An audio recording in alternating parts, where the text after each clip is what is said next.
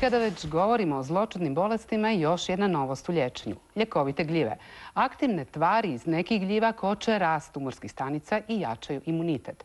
Gljive pomažu u liječenju nekih drugih bolesti, poput dijabetesa, bolesti srca i krvnih žila, reguliraju probavu.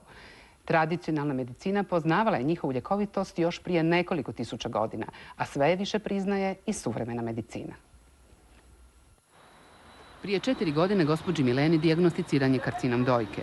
Bio je to invazivan tumor koji je zahvatio velik broj limfnih čvorova. Odmah je operirana, a ubrzo je krenula na kemoterapiju i zračenje. Iako je liječnica, nije se držala samo zapadne medicine. Ja kao liječnica sam smatrala da, naravno, sve trebam iskoristiti ono što je u konvencionalnoj medicini da se iskoristi, ali mi se činilo da zaista moram poraditi na svom imunom sustavu, jer u to vrijeme kemoterapije i zračenja jako strada imunni sustav. Uz kemoterapiju počela je uzimati preparate od ljekovitih gljiva, znajući da one zaustavljaju rast tumora i jačaju imunitet. Doze su bile udarne. Odmah je primijetila učinak. U odnosu na druge pacijente bolje je podnosila kemoterapiju. Puno manje mučnina sam imala i naročito sam dobro podnosila radioterapiju. Hodala sam po 2 sata dnevno kad bi se vratila sa radioterapije. To je zaista bilo dosta čudno. Preparate je nastavila uzimati nakon kemoterapije i zračenja, doduše u manjim dozama i rjeđe. Zahvaljujući konvencionalnom liječenju, ali i ljekovitim gljivama, bolest se nije vratila. Sada se osjeća dobro, dapače, vratila se na posao, radi kao anesteziolog, aktivna je. A da joj se imunitet poboljšao potvrđuje i činjenica da više nema peludne alergije koje su je nekad zagorčavale svakidašnjicu. Slično iskustvo ima 35-godišnji Željko Sović. Prije 4 godine obolio je od karcinoma bronhija. Slijedila je kemoterapija, zračenje, ali i tretman ljekovitim gljivama. Vjerujem i u jedno i u drugo liječenje. I mislim da je uz kombinaciju sa ovim preparatima liječenje bilo puno uspješnije. O liječenju gljivama nerado razgovaraju sa svojim liječnicima. U početku sam nešto govorio o tome, ali kasnije sam prestao jer sam primijetio da oni baš ne podržavaju tu vrstu liječenja. Znate, svi bez obzira da li smo liječnici ili smo pacijenti, mi kad obolimo, onda smo uvijek pacijenti i tražimo sebi pomoć. A da neke gljive pomažu u borbi sa zloćudnim tumorima potvrđuju i mnogobrojna istraživanja, te činjenica da su njihovu ljekovitost poznavali još prije 1000 godina. A naš je gost dr. Ivan Jakopović, koji će nam reći nešto više o ljekovitim gljivama. Recite, ovo na stolu, to su te ljekovite gljive. To je samo jedan vrlo mali dio. Naime, do sada je poznato oko 650 vrsta gljiva koje imaju pozitivne fiziološke učinke na ljudski organizam. Od toga se uzgaja svega 20-ak vrsta. Inače, tradicionalna kineska medicina sa tradicijom od kojih 5000 godina iskustvom na stotinama miliona ljudi poznaje oko 300 vrsta ljekovitih gljiva. Znači, gljiva koje imaju jake, ponekad i vrlo jake antitumorske efekte. Jelajci obično znamo za šitake.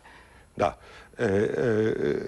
Šitake je jedna od njih, ali recimo antitumorska i antivirusne efekte ima nekih 300-tinjak vrsta kad uključimo i jednostanične gljive. Tu se, osim antitumorskih, dosta slični su mehanizmi kojima gljive pomažu i protiv jakih virusnih infekcija, uključujući hepatitise, čak i AIDS. Zatim u gljivama postoje tvari koje reguliraju na prirodan, neškodljiv način tlak, masnoće, šećer. Neke tvari pomažu protiv neurodegenerativnih bolesti, tako da tu je jedno vrlo veliko polje i to je jedna vrlo dinamična oblast. Da, sad ste upravo nabrojili jedan spektar bolesti koje se liječe i u kojima pomažu ljekovite gljive. Ono što je, sad kad samo da još kažemo sljedeću stvar, dakle, kada je riječ o uzimanju, uzimaju li se gljive kao takve ili neki preparati iz gljiva? Pa gljive, one koje su jestive, jer neke ljekovite gljive, kao na primjer ova ovdje Ganoderma lucidum, ima izuzetna svojstva, ali nije jestiva, spada u ove tvrde drvenaste gube. One koje su jestive, korisno je jesti, preventivno uglavnom. Međutim, kada dođe do ozbiljnijih poremećaja ili za neku temeljitiju, ozbiljniju prevenciju, potrebno je zapravo uzimati ekstrakte iz gljiva, zato što te tvari imaju izuzetne efekte, ali nažalost su u niskim koncentracijama prisutne u gljivu. Dakle, primarno, u nekom liječenju govorimo o preparatima iz ljekovitih gljiva. Ono što je, pretpostavljam sada u ovom trenutku našim gledateljima najzanimljivije i što smo i najavili kao temelj našeg razgovora, to je liječenje kod zloćudnih bolesti. Koliko znam, dakle, one djeluju na dva fronta, da tako kažem. S jedne strane imamo da one koče rast tumorskih stanica, a s druge strane jačaju imunitet. Pa kako zapravo gljive pomažu? Što se to točno događa u organizmu? Gljive u stvari sadrže različite polisaharide, uglavnom iz široke grupe beta-glukana i neke druge tvari koje su zapravo jaki i, što posebno treba naglasiti, neškodljivi prirodni imunostimulansi i imunomodulatori.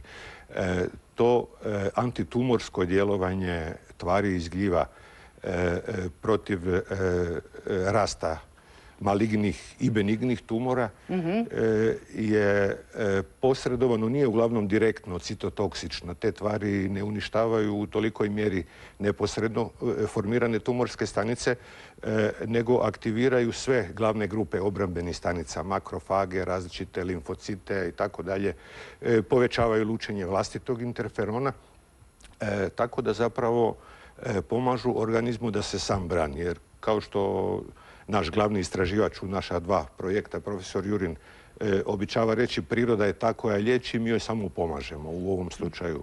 Dakle, kada govorimo o zloćudnim bolestima, je li